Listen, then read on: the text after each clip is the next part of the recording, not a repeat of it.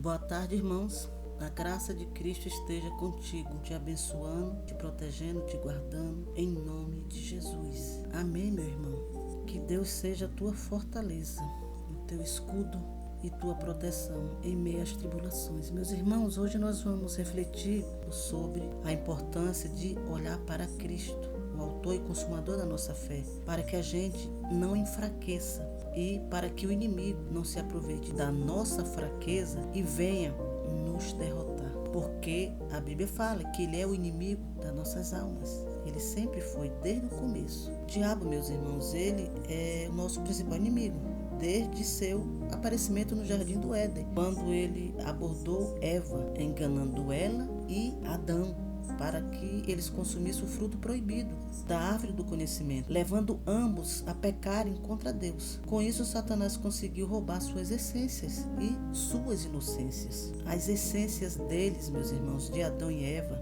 eram divinas. Eles foram feitos imagem e semelhança de Deus. Eles compartilhavam sua essência e seus corpos espelhavam a vida de Deus, ao ponto de eles terem sido criados imagem e semelhança de Deus.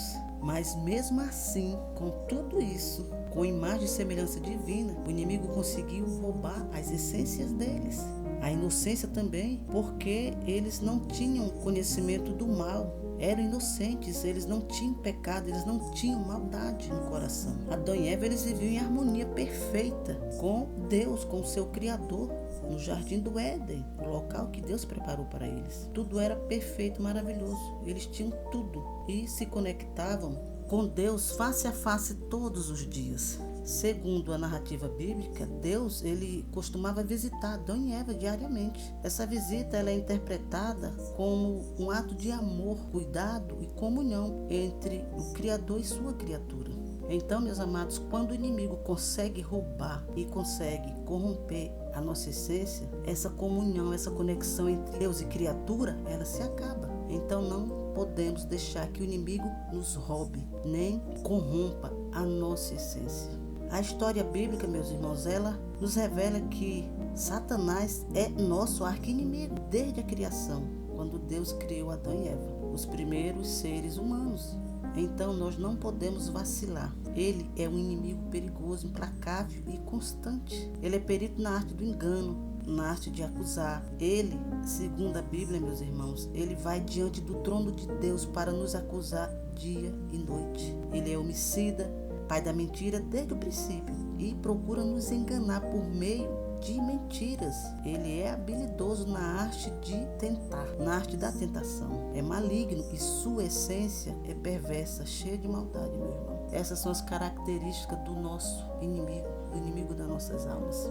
Claro que ele é perigoso, mas ele vai até aonde Deus permite. Se Deus disser não vai, não toca, ele não vai. Porque ele não é maior que Deus. Deus está sobre todas as coisas e sobre ele. Deus destronou ele lá de cima e botou aqui para baixo. Então ele só vai até onde Deus permite. Mas mesmo assim nós temos que vigiar, porque ele é muito habilidoso nas armadilhas, nos planos perversos dele. E muita gente, meu irmão, acha que isso não é real, mas é real. Pessoas acreditando ou não, é real, ele é real. Ao contrário do que muitos pensam, o diabo é um inimigo poderoso, extremamente organizado. E, meu irmão, um bom guerreiro jamais ignora o seu inimigo. Então não ignore o teu inimigo, o inimigo das tuas almas. Não ignore o teu inimigo, o inimigo das nossas almas, da tua alma.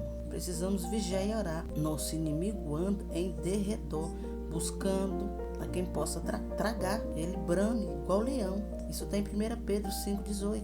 Então, meu irmão, não deixe o diabo tirar a tua direção de Deus. Não mude o alvo. A tua direção, a minha direção tem que ser Deus, em direção a Ele. Porque quando mudamos a direção, quando mudamos o foco, Ele consegue roubar a nossa essência. A partir do momento que o meu foco não é mais Cristo, ele rouba a minha essência. E ele, meu irmão, o inimigo, ele tenta nos desviar da direção e do caminho que Deus preparou. Precisamos estar em alerta, alerta mesmo. Assim como ele fez. Olha como isso é sério. Assim como ele fez com os primeiros humanos da terra, que foi Adão e Eva, ele mentiu e enganou, fazendo com que eles pecassem e saíssem da presença de Deus. Com isso, ele corrompeu Eva e Adão, o primeiro homem e a primeira mulher, que habitavam pacificamente no Éden, no jardim que Deus preparou. Ele conseguiu roubar a essência dos primeiros humanos que Deus criou. Então, ele é perigoso, ele é ardiloso. Precisamos estar em constante vigilância, porque ele não brinca. Se engana quem acha que isso não é verdade. É verdade sim, meu irmão. Então, meus irmãos, com esse relato histórico, nós concluímos que o diabo tem exercido influência sobre a humanidade desde o Jardim do Éden. E ele tentou roubar e destruir a essência do homem e da mulher, primeiros habitantes da terra, e ele conseguiu. Ele foi vitorioso, mas nós não podemos deixar que isso aconteça conosco, porque ele vai tentar roubar, destruir a essência do homem, a essência da mulher, nos afastando da presença do Senhor. Então, meus amados, o homem não pode vacilar. A mulher de Deus não pode vacilar. Precisamos olhar para Cristo, estar em conexão dia a dia com Ele, para que ninguém ou situação adversa roube nossa essência divina. Isso é muito sério. Precisamos refletir muito sobre esse assunto, para que o diabo não ganhe espaço nas nossas vidas e venha nos envolver nos seus planos malignos. Porque ele envolve. Ele arma ciladas, ele usa pessoas, ele usa gente da nossa família, gente do nosso sangue, ele usa gente que achamos que é amigo, amiga, ele usa quem ele quer, quem der brecha para ele, ele usa. Ele fez isso com Sansão, meu irmão e minha irmã. Sansão é um exemplo do que Satanás faz na vida do ser humano. Sansão era o que? Era um homem ungido por Deus, com uma força extraordinária dada por Deus. Essa força ajudava Sansão contra seus inimigos e permitia que ele realizasse feitos naturais, algo sobre-humano, como, por exemplo, massacrar um exército inteiro de filisteus usando apenas a mandíbula de um jumento. Quem é que faz isso, meu irmão? Ninguém. Só com um poder dado por Deus, um poder extraordinário desse.